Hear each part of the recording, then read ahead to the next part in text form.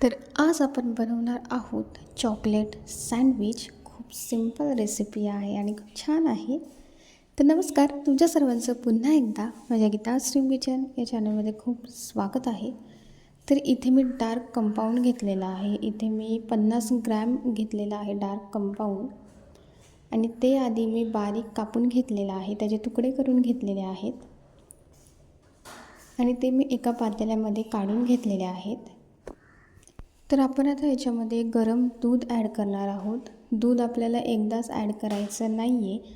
तर इथे मी गरम दूध ॲड केलेलं आहे आणि आता आपण पूर्ण चॉकलेट मेल्ट करून घेणार आहोत.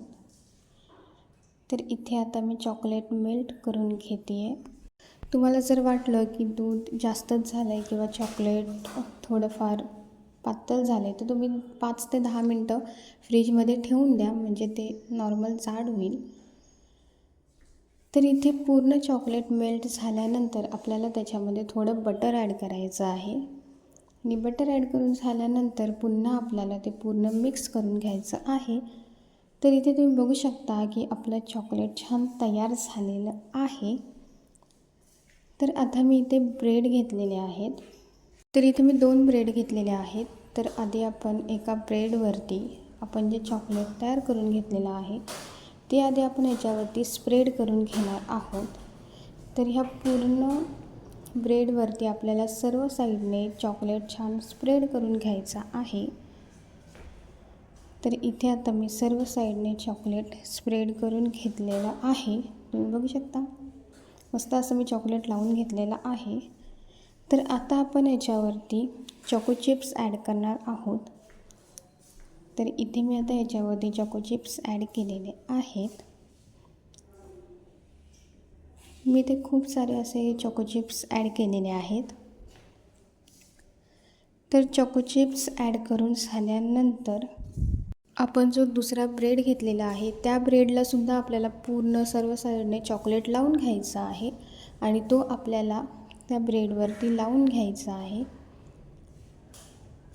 त्याच्यानंतर आपल्याला वरच्या साईडला बटर लावून घ्यायचं आहे. तर इथे मी आता वरच्या साईडला बटर लावून घेते, कारण आपल्याला हे छान रोस्ट करून घ्यायचे आहे, छान भाजून घ्यायचे आहेत. तर इथे मी वरच्या साईडला बटर लावून घेतलेलं आहे. तर वरच्या साईडला बटर लावून झाल्यानंतर मी एकीकडे पॅनसुद्धा गरम करण्यासाठी ठेवून दिलेला आहे. तर पॅन गरम झालेलं आहे आणि आपण ज्या साईडला बटर लावून घेतलेलं आहे ती साईड मी पॅनवरती ठेवून दिलेली आहे आणि आपल्याला हे छान फ्राय करून घ्यायचं आहे, छान भाजून घ्यायचं आहे. तर इथे आता वरच्या साईडला सुद्धा मी सर्व साईडने बटर लावून घेते आहे. आपल्याला स्लो फ्लेमवरती हा सँडविच छान भाजून घ्यायचा आहे. तर इथे आता आपली खालची साईड छान भाजून झालेली आहे, छान फ्राय झालेली आहे. तर आता ती आपण पलटून घेऊयात. तर इथे मी दुसरी साईड पलटून घेतलेली आहे आणि तुम्ही बघू शकता की मस्त असं छान क्रिस्पी असं फ्राय झालेलं आहे, छान भाजून झालेलं आहे. तर इथे आपला चॉकलेट सँडविच छान फ्राय करून झालेला आहे. तुम्ही बघू शकता खूप छान क्रिस्पी असं झालेलं आहे. कलरसुद्धा छान आलेला आहे आणि खूप छान दिसतोय सुद्धा. तर इथे आता मी त्याला कट करते आणि तुम्हाला कट करून दाखवते. तर तुम्ही बघू शकता खूप छान मस्त असा आपला चॉकलेट सँडविच तयार झालेला आहे. खूप छान दिसतो आणि चवीलासुद्धा खूप छान लागतो. खूप सिंपल रेसिपी आहे आणि लहान मुलांनासुद्धा खूप आवडेल अशी रेसिपी आहे. तर तुम्हीसुद्धा घरी चॉकलेट सँडविच नक्की ट्राय करून बघा. तर इथे आता आपलं चॉकलेट सँडविच खाण्यासाठी छान तयार आहे. तर वरून मी चॉकलेट थोडं स्प्रेड करून घेतलेलं आहे आणि तुम्ही बघू शकता की खूप छान दिसतं आहे.